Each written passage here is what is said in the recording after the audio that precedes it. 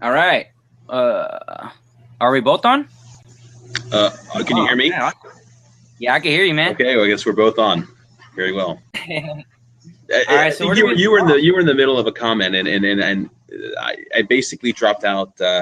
We were talking. I asked about. I think I asked about healthcare, and you were talking about raising taxes, or well, you were talking about wouldn't it be worth paying a little bit more so that everybody could be covered?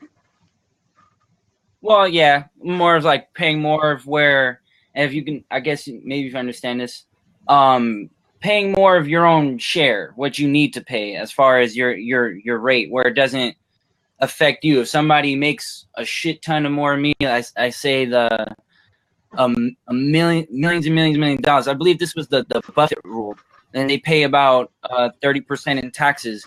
So I'm just saying we don't necessarily have to raise taxes and make the rich pay so much, and we don't have to make people who aren't as rich but they make a good amount of money, not middle class, middle upper class.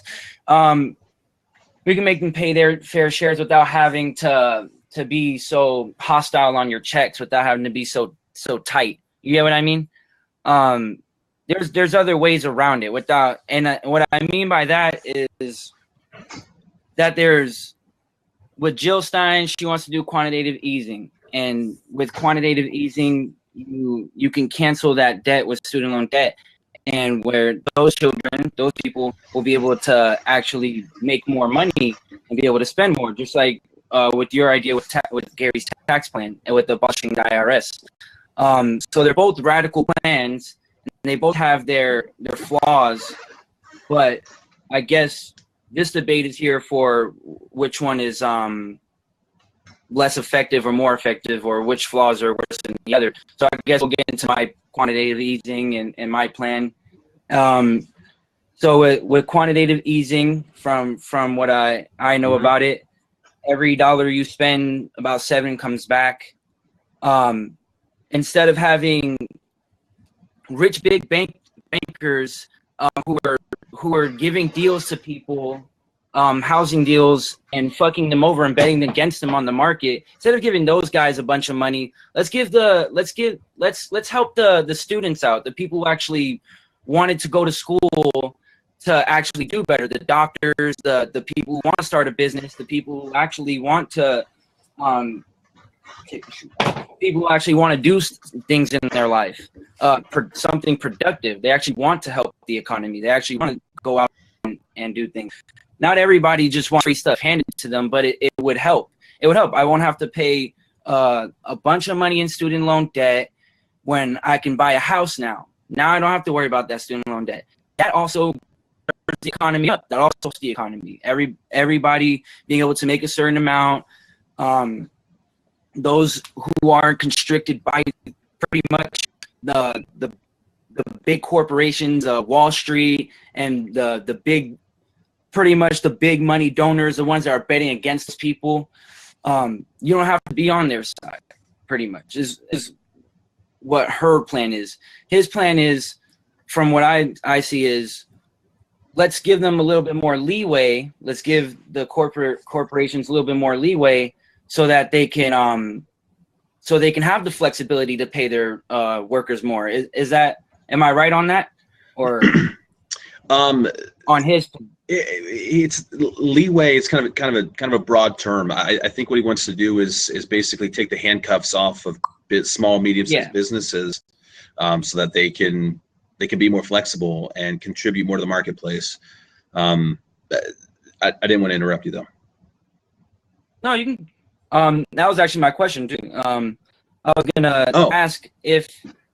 actually gonna ask about the abolishing the IRS plan. I was gonna ask, what about workers who actually make like 50 cents an hour in other countries? Like, why would you want to go pay somebody a little bit more, 10, 11 an hour, when you can pay somebody like 50 cents an hour out of the country? Well, I'm over exaggerating. There's countries that are paying around $1 or $2. Well, I'm not sure. I'm not sure overseas wages has much to do with the IRS here in this country, but it's. I don't know if you're alluding to trade.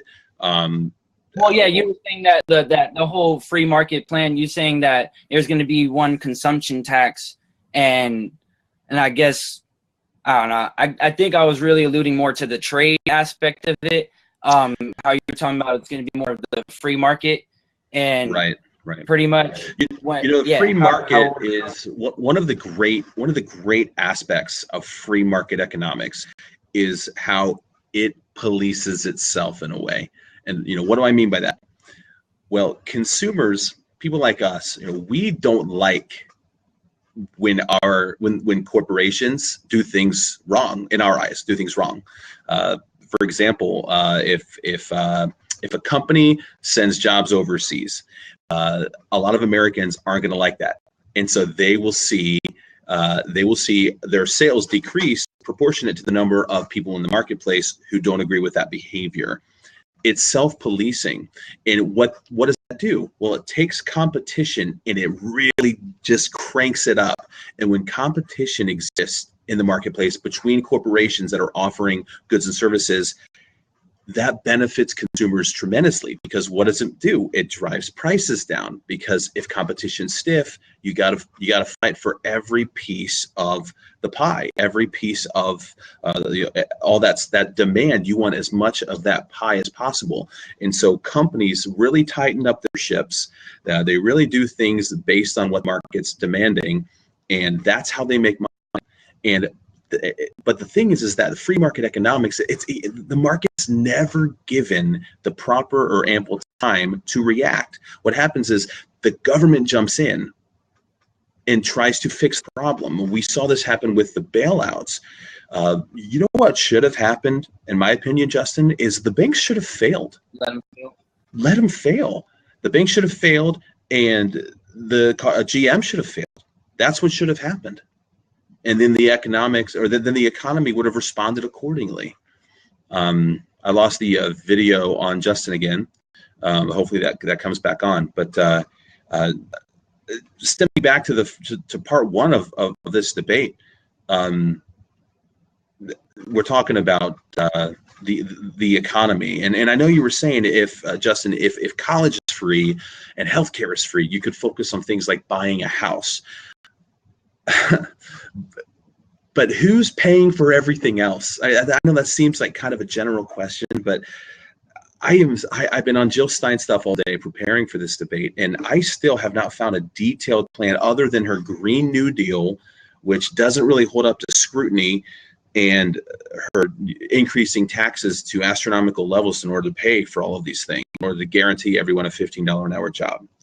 My question is, how, in a practical sense, is that going to be paid for? What incentive would people have to produce if the tax rate is so high that it acts as a de-incentivizer for them working? That's the burning question. Is your audio still there, Justin, or did we lose you again?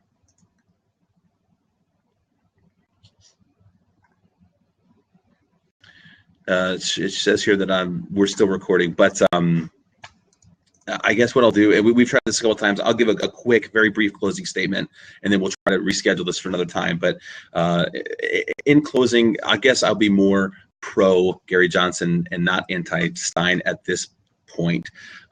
Look, is Gary Johnson the absolute perfect libertarian candidate? Maybe not. That's up for debate. Maybe he is, maybe he isn't. But here's what I do know. When you increase the amount of liberty, increase the amount of freedom that people have, people will surprise you. They'll be able to self-govern. They'll be able to help take care of the poor, help take care of the sick, because people are generous. And when you give people a reason to do that, when the government's not forcing people to pay them taxes, then people are surprisingly generous. There's research to back this up, and I don't have the time to get into it, because I'm just kind of closing here. But that's why Gary Johnson is qualified to be president, far more than Jill Stein. He has the executive experience, 8 years as a governor. The man is qualified to sit in that seat in the Oval Office, whereas Jill Stein has only won one election in her life, and it was for the city council. There you are. You're back on. Did you just? Yeah, I was like, dude, are you speaking? I was trying to refresh this, and I'm like, what the hell is going on here? Yeah, man. My bad about that. You were on the part where you said you should let the banks fail. That's where I stopped you at. And that's where it all went blank for me. Okay. Yes, I believe that the banks should have failed. I think they should have been allowed to fail, but because then the free market would have gone to work. New banks, new financial institutions, new methods of banking, privatized banks.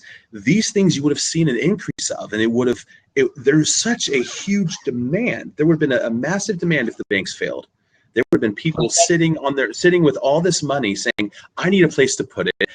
Where am I going to put it? And you would see all kinds of new jobs, new corporations, new innovations coming into the marketplace had they been allowed to fail. But the government decided, now granted, this is the George Bush piece of legislation here. The government bailed them out. Well, the government doesn't have any money of its own. It only gets its money from taxpayers. The government doesn't have a wallet, doesn't have a bank account. It can only get its money from its people. Even printing money is a tax because it's an inflation tax.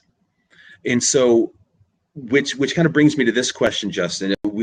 You kind of touched on the healthcare aspect. You touched on the education aspect. Healthcare, according to Jill Stein, is a human right and must be paid for from cradle to grave. Everything covered. We've seen that system in other countries, and we've seen the problems that exist with socialized medicine. And that's essentially what that is a socialized medicine program.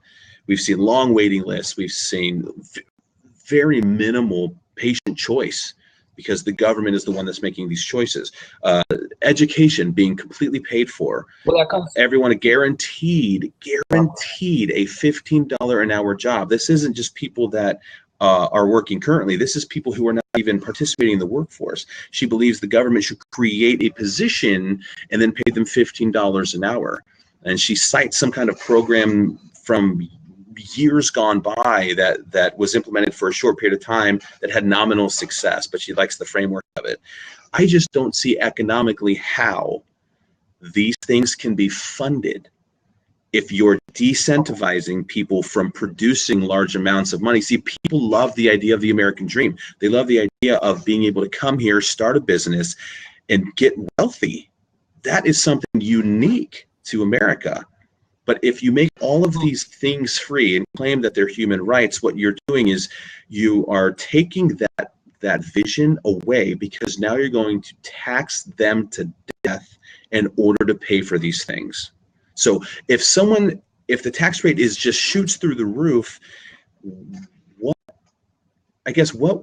what's Dr. Stein's reasoning? How does she think that people will still produce at the rate they're producing now if they're going to see a lot less of their money? Well, can you hear me? All right. Yep. Well, you don't really necessarily have to tax everybody up the ass. I mean, you could just stop putting all of that money, or at least cutting it half, and you would still have a very strong military, but cutting a lot of that military spending unnecessarily, and you can use a lot of that towards a lot of that spending. You can also, like I said, not have people indebted to insurance companies, so they don't have to worry about paying almost $300 in insurance that they're getting. What the thing is that they're getting fucked over, because at the end of the day, it's not even like their insurance is covering it, because you have to spend a certain amount. You have to spend like $2,000 or $3,000 for them to really even cover you. And who the hell has $2,000 or $3,000 to even, like, who the hell wants to spend $2,000 or $3,000 in regards of their health? They want to be healthy. I don't want to spend anything on my health unless it's a toothbrush or whatever. That was a dumb example, but pretty much is that people don't want to spend that money towards an insurance company that's just gonna screw them over. So using the tax system and using it in a creative way, making sure that people aren't taxed up the ass, and using all those other and making sure that our subsidies are going towards the right things, then, and that we're not giving corporations like ExxonMobil millions and millions and millions of dollars for pretty much science and research. And what do they do that's so scientific? And I guess also having a Green New Deal, transitioning from oil and gas, from fracking, and actually using that that transition for job growth, and using that for this would be my idea, and I think Jill Stein would be open to it, and I think Gary Johnson would be open to this, but not having to have hemp be bought from other countries, but we actually grow our own hemp, because it's illegal right now for us to grow our own hemp. We should be able to grow our own hemp, which you can make plastic bottles out of. You can make pretty much anything out of hemp, clothes. I agree. We should be allowed to do that. Cars. Yeah. So using that, and that's actually a cheaper. Actually, it could be free in a sense, because that's free money. When you grow weed, you know what I mean, you're not paying anything. You're just putting some seeds in the ground and growing it. So, and I'm saying that's where you can get creative without having to give corporations so much. And to me, I think it's leeway, because I do think that cutting the corporate tax rate to 0 and doing all that could help, and that could give a business some leeway, but you still have to trust that the business is going to use that money to help you out, to help the people out. And we can go by competitive markets, but that's still in a sense speculation, because we're still speculating that oh, my bad, you have something to say? Okay. Well, you mentioned speculation, and you talked about using taxation in a creative way. I believe is what you said. Yeah. I'm still trying to figure out, Justin, economically, how these programs are paid for. I know that's kind of some people see that as a cop-out question of, oh, you know, the guy that doesn't like tax, you know, is going to ask, well, how is that paid for? But I have been looking today, trying to find a detailed explanation of how Jill Stein is going to fund a completely free education for everyone, a completely free lifetime worth of healthcare for everyone, a guaranteed $15 an hour job for everyone that's 18 and older. I'm trying to find out how these things are paid for. Now, you say that we would reduce military spending. Okay, great. Gary Johnson would love to do that also. Gary Johnson doesn't believe in intervening in some of these countries dealing with regime change. He thinks that these are things that the United States really shouldn't be so heavily involved in, and definitely shouldn't be aiming for. So I think there's a commonality there with Stein and Johnson, that we really don't want to get involved in some of these entanglements overseas. But even if you reduce the military budget, you know, say you bring a lot of these soldiers home. I know that Stein wants to bring a bunch of soldiers home from, I think, around 800 bases around the world. But you bring them home with the promise of lifetime free health care for them and their families, lifetime free education. You guarantee them a job at $15 an hour. So you're basically not really cutting spending if you're promising them the same benefits that they're really kind of currently get with their health care and their education, the GI Bill and the VA benefits. Can you hear me? All right, now I can hear you. Sorry. Okay. Yeah, now you're starting to freeze up. That's why I can hear you. So here's my question, Justin. She wants to do this. A lot of it is she wants to cut defense spending. That's the biggest part of how she, other than raising taxes, she wants to cut defense spending. That's what I've gleaned from my research today. But what you're doing is you're taking that spending and you're just moving it to programs domestically. So there's no new money. Well, there's also the spending that we're already doing is the problem, and it's just forming where that spending goes, just like how we're not able to negotiate. We lost Justin again, looks like. At least I did. I lost this video. We'll try to do this again another time, maybe when our connections are more solid. But I just like to thank QallOut.com for hosting this. I'd like to thank Justin for his willingness to participate. I think he's a young man who seems pretty passionate about what he's doing. And I appreciate him taking the time out. Appreciate anybody watching, taking the time to watch this. This is part 2. Part 1 is a previous debate with the title, Gary Johnson's more qualified than Jill Stein. So check that part out as well. Again, thanks to Yaz, thanks to Chelsea. My hope for Justin is that he reads Economics in One Lesson by Henry Hazlitt, that he reads The Law by Frederick Bastiat, and that he reads We Hold These Truths to Be Self-Evident by Oliver DeMille. That's my hope for Justin, is that he reads those books, and I would be more than welcome to hear his reading list from me, so that we can maybe learn more about where we each come from. But thank you all very much. Take care.